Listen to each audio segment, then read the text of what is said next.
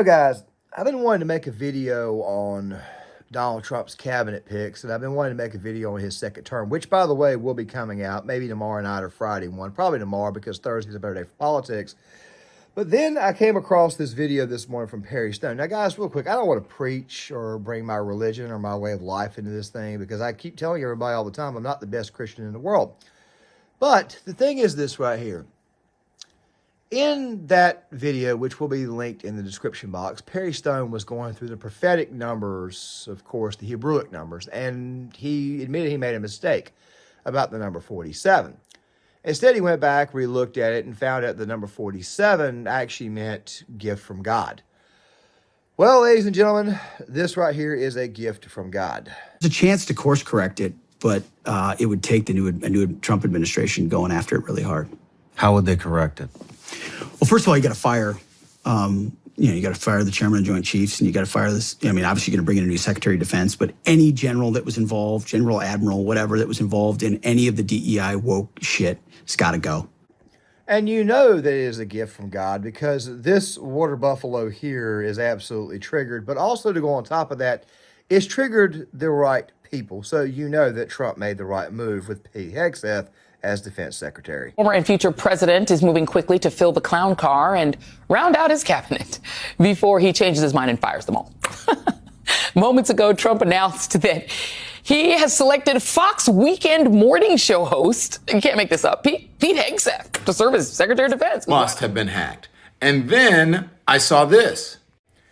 An official statement from Donald Trump saying, I am honored to announce that I have nominated Pete Hegseth to serve in my cabinet as the Secretary of Defense.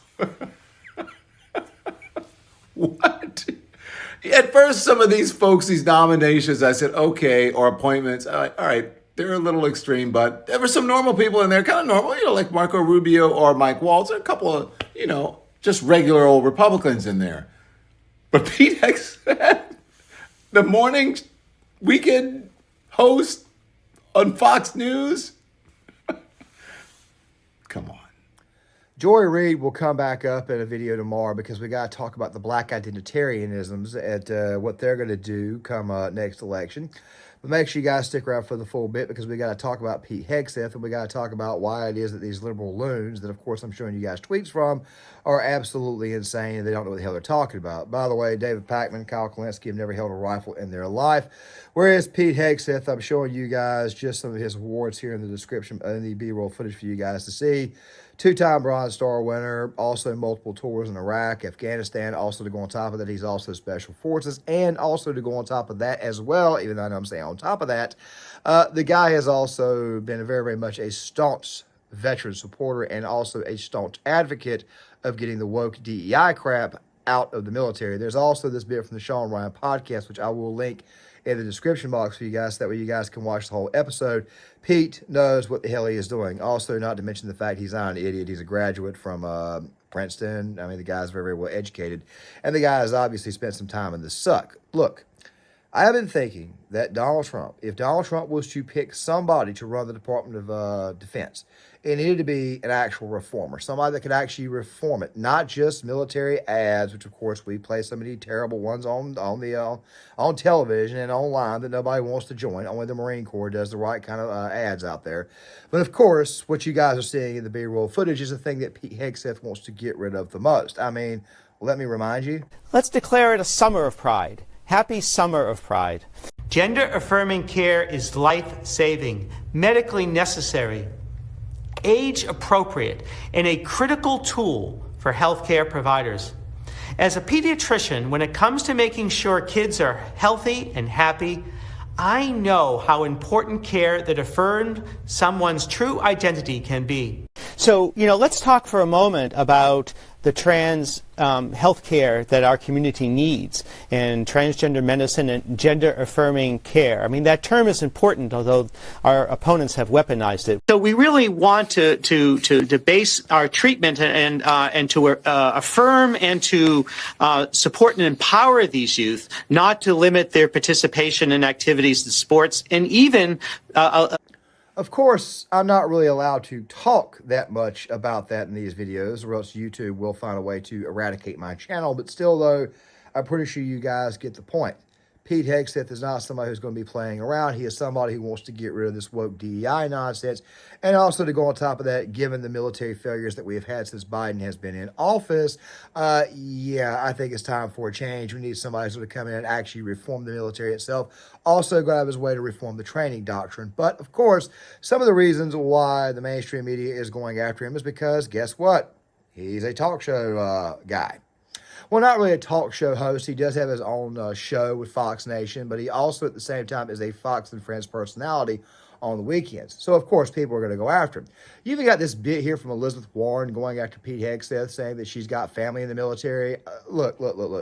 Elizabeth Warren needs to keep her mouth closed at this moment in time. Pocahontas needs to shut up. I mean, most of the stuff that's been that we're seeing in our military right now, she voted for because, and we know she voted for this because all the DEI stuff is wrapped up into the military budget, which of course she voted to push. So do us all a favor and shut the hell up. But before we get to all the reasons why this was a great pick, let's go ahead and look at some highlights of Mr. Hegseth from the Shawn Ryan podcast, where he basically talked about what he would want to do with the military and how he would want to actually change the military. Let's roll some of this. Straight up just saying we should not have women in combat roles. It hasn't made us more effective, hasn't made us more lethal, has made fighting more complicated. We've all served with women, and they're great. It just, our institutions don't have to incentivize that in places where not traditionally, over human history, men in those positions are more capable. Shit, it's got to go. Either you're in for war fighting, and that's it. That's the only litmus test we care about. You got to get DEI and CRT out of military academies, so you're not training young officers to be baptized in this type of thinking. And then, whatever the standards, whatever the combat standards were, say, in, 1995, let's just make those the standards. And as far as recruiting, to hire the guy that, did Top Gun Maverick and create some real ads that motivate people to want to serve. And there's lots of other ways in which you could identify who gets promoted and what, but there's an ethos change. I mean, there's a reason. Do you guys remember the woke Emma Malone Lord ad? Do you guys remember that? I mean, I'm showing a bit of it for you guys here in the B-roll footage. Nobody wants to join because of this woke nonsense, all right? I'm loving every second of everything that Pete says to fix our military. I'm just ecstatic about it. To me, it really and truly is a gift from God. And people don't want to serve because they don't trust that their senior leaders are going to have their best interest in mind in combat. I know there were mistakes made on our tours all over the place, but I at least, for the most part, had a sense that my senior leaders were committed to the completion of the mission for the right reasons. And maybe there were strategic differences and all that other stuff, and it wasn't always perfect, but that trust is broken, and you have to reestablish that trust by putting in no-nonsense warfighters in those positions who aren't going to cater to the socially correct garbage. Yes, I 100% agree. Women should not be in combat roles. Now, real quick, I'm not against women being in the military. I'm actually okay with that. However, when you go to your Facebook feed and you see some of your friends and they've got their daughters or their nieces in the military, and yet they're allowed to keep their phones and they're allowed to take pictures of themselves and post it to Facebook the week of boot camp, meaning the receiving week, yeah, you got problems right there. Look, what Pete Hegseth is going to do is he's going to try to take us back to the global war on terrorism doctrine, which, by the way, was a pretty good doctrine. The problem is that the wars that we were fighting at the time were probably not the wars we should have been fighting. However, the training doctrine for the global war on terrorism was probably the toughest regimen that we had had since the era of the Vietnam veteran, which, by the way, many people don't understand this, but the Vietnam veteran is actually the best trained veteran this nation had ever produced, even greater than that of the World War II veteran. I don't say that to be a jerk to the World War II veterans or anything. I'm saying that because it's the absolute truth. It just happened to be that we lost a war that we quite frankly shouldn't have been involved in, mostly due to bureaucracy, red tape, all that type of stuff there. Basically, those trained to fight a guerrilla war would in fact be the best trained troops that we ever had, but there is more. The Pentagon is in the book, the exact amount of years, but in the past X number of years, 10, 12, 15, the Pentagon has a perfect record in all of its war games against China. We lose every time inside the Pentagon war games. We know what our real capability. You see, we didn't even get to this part of the war on warriors. I mean, the military-industrial complex, the way we procure weapon systems, we're always, the way our system works, the way our bureaucratic system works, where the speed of weapons procurement works, we're always a decade behind in fighting the last war. Whereas China, we have, what did Rumsfeld say? You go to the war, the army you have. We have the army. China's building an army specifically dedicated to defeating the United States of America. That is their strategic outset. Take hypersonic missiles. So if our whole power projection platform is aircraft carriers and the ability to project power that way strategically around the globe, and yeah, we have a nuclear triad and all of that, but a big part of it. And if 15 hypersonic missiles can take out our 10 aircraft carriers in the first 20 minutes of a conflict, what does that look like? Yeah. I mean, and if they've already got us by the balls economically, which you pointed out very well, with our grid, culturally, there's plenty of elite capture going on around the globe. I mean, and then microchips and everything. Why do they want Taiwan? They want to corner the market completely on the technological future. We can't even drive our cars without the stuff we need out of China these days. I mean, they have a full spectrum, long-term view of not just regional but global domination, and we have our heads up our asses. Yeah. Talking about the greatest geopolitical adversary that we have, and that adversary is China. Now, guys, I'm going to spend just a very, very quick minute on China, okay? And I let that whole bit play through, and the reason why is because I wanted that to go uninterrupted. By the way, I don't think I'm going to get a copyright claim for letting that one go through. Like I said, the episode of the Shawn Ryan podcast will be in the description box. Trump's last defense secretary was actually Christopher Miller. Many people think about Mark Esper or General James Mattis. Mattis, of course, being a Marine, and of course me being a Marine, obviously you would figure that Mattis would have a special place in our hearts, and of course he does, except his own personal politics, I think, is what the hell was driving him out of the Trump administration rather than him wanting to stick around. Don't get me started on that. That is a completely different topic altogether. May even do a video on that on Gear Issue 33, which is my more military-related channel, which, by the way, there are going to be updates coming up soon. But still, the point is this right here. Trump did not have actual reformers in the Department of Defense. What Trump had was he had Washington, D.C. types, and Trump was never actually able to get the military reformed. A lot of people even blame the current situation on the former president, but what the former president did do was he was able to get the spare part issue taken care of. Don't even get me started on how the military was operating and the equipment. By the way, I've said this before that I do believe in a bigger military, and I know some people disagree with me on that, but if you can't get more and more men to join, what you can at least do is step up the game when it comes to overall weapons. He was talking about hypersonic missiles, of which, by the way, I know that we have some ourselves. We don't display them out to the public, but of course, we don't want to let our technology get out. But then again, at the same time, though, given the current Department of Defense, you got to ask yourself a question. How the hell did China get a hold of our technology? It might not make sense the way I put that there, but a lot of what Pete was saying is stuff that Pete's going to find out when he gets to the Department of Defense that we already have.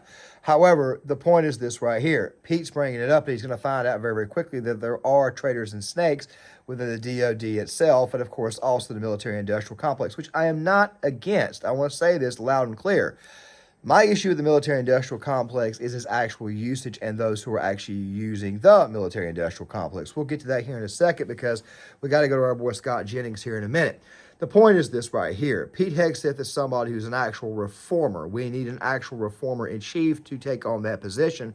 And we also need somebody to get us ready for the war against China because we know it's coming here in the near future. It probably won't occur over the next 4 years because, let's be honest, the Trump administration, the second Trump administration, is going to be a reform term, which is more than likely going to hold us in place for the time being. But China is on the way. Fighting a war against China could be difficult, especially when it comes to the naval front out in the South China Sea. But when it comes to China's military itself, there is one thing that I will disagree with Pete on. But I know why he's using the language, because he wants to get the American people in the mood to reform our military. And that is, of course, the fact that China has never actually won a war.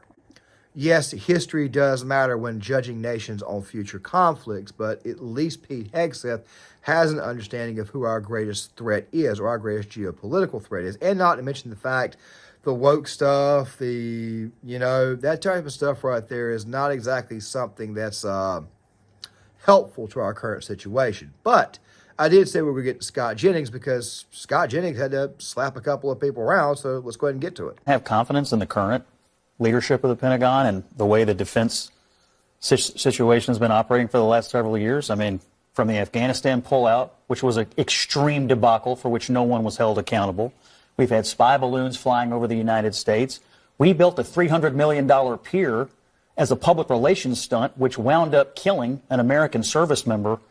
I'd say I've had just about enough of the so-called insiders running the Defense Department. I think we ought to give Pete Hegseth a chance. That's Carl Bernstein he's talking to. I just want to go ahead and say this before we go any further. Not a single person at that table has held a rifle or served in the military. I don't even think Scott Jennings has, but let's continue. Because he's got two insiders.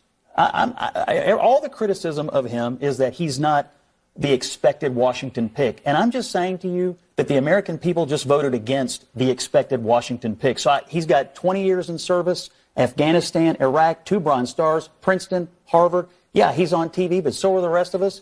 By the way, that list you just gave, I think he ought to be given a chance. That list you just gave is really interesting because you highlighted. He's 100% correct. We've gone through a lot of military failures. I think that given what happened in Afghanistan, given our current situation with Russia, Ukraine, I think given the fact that the Biden administration has completely drained our stockpile of weapons and oil, yeah, obviously a change is needed. But once again, you guys are going to see that somebody's going to want to interrupt constantly and not want to listen to a situation or listen on a situation that involves their own security. Let's watch this last bit. A bunch of things that the civilian leadership of the country decided on. In the military, their job was just to execute. They execute. How did it go? I'm just saying. I'm just saying. How did it go? In terms of the decision making, you're assigning decision making responsibility to the military over things that civilians were responsible for. So you make a good point. The civilian leadership made decisions, and then the people they put in charge of the Pentagon carried it out, and it was all pretty much a disaster. So now we have a new president who I think got elected in part because of some of those disasters, and he's going to put in some of the non-insiders in charge of not just this agency, but a bunch of them. Now, look, they've got to perform. They've got to perform. I mean, we've got 53 U.S. senators that are Republicans, and Pete Hegseth, he's an American hero. The man won 2 Bronze Stars for his service, and he's been a champion for veterans. He's going to have to go up there just like everybody else and prove his knowledge of how to do this job. He's not immune from that, but we ought to give this man a chance. You see how it is that Abby Phillips, somebody who clearly has no idea what the hell Scott is talking about, is going out of her way to cut him off? Same thing with Bernstein there. By the way, as I've said before, you never allow the left in the United States, the smug liberal types, the smug college-educated, Starbucks-drinking types, the bookworm types, you never allow them any control of the military. But the military has its own political issue as well. The first thing that needs to happen is he has to get the left out of the military. Look, you can be a Democrat and serve in the military. I'm not saying if you're a Democrat, you can't join, you can't serve, you can't love your country. I'm talking about the left, the radical left. The radical leftists that are inside the military screwing everything else. This also includes the officers, the generals, too. You're probably going to see a bit of a purge when it comes to that. Not like Stalin or anything, but probably a firing of certain generals and certain people not getting promoted. By the way, some of those promotions have got to go through Hegseth, so I'm pretty sure it's going to be very interesting to see exactly what happens once he comes in. It's also going to be very interesting to see exactly how many people are going to resign. But let me say this real quick. To all of those out there who think that Pete Hegseth is just some kujunk who doesn't really know what the hell he's talking about or he's doing, go back to that bit that I showed you guys earlier. The guy was Special Forces. The guy did 20 years in the military, 20 years in the U.S. Army. Also, he has a couple of Bronze Stars. He's seen combat, and he's highly educated, and he understands the military like the back of his hand. It's his life. Something else about Pete Hegseth, and this right here is the most important thing. He has spent a lot of time talking to his fellow veterans. I'm talking about men who have lost their arms, their legs, going through health problems, service-connected related issues. There was somebody who did comment to me on Twitter today about this news, about the possibility of Sam Brown, the Nevada Republican Senate candidate, who the Democrats have mercilessly made fun of and called him Deadpool and made fun of his face because of his disfigurement. Dirty SOBs is all the hell I'm going to say. Somebody was saying that maybe he should have got the posting. I would like to see Sam Brown get a posting with the Department of Defense, but I think that Pete Hegseth was a pretty daggone good choice. And all the people who are saying that Pete Hegseth is just some TV show guy, obviously these people did not actually read. Go back to what I said about Elizabeth Warren. She needed to be quiet. She is one of the same people who voted for and pushed this woke nonsense. It comes up in every single defense budget. And of course, Elizabeth Warren has voted on that. Don Lemon, well, I'm pretty sure we all know why he's in favor of the woke stuff. By the way, Don Lemon has decided to leave Twitter. Tell people to go follow him on YouTube. Yeah, nobody's going to go follow him. The point is this right here. Pete Hegseth, good choice. But there were also some other Trump cabinet choices that were very interesting. Like, for example, Matt Gaetz has been named Attorney General and has already resigned, leaving DeSantis the opportunity to name his replacement without an election. Good for Trump on that one. You've also got John Ratcliffe as the head of the CIA, and Tulsi Gabbard's been given DNI. Maybe Sam Brown could get the VA position that Tulsi Gabbard's, I wanted Tulsi Gabbard to get, but we shall see. With that right there being said, guys, tomorrow I'm probably going to have maybe 2 more videos out. It's probably going to be a busy day for posting.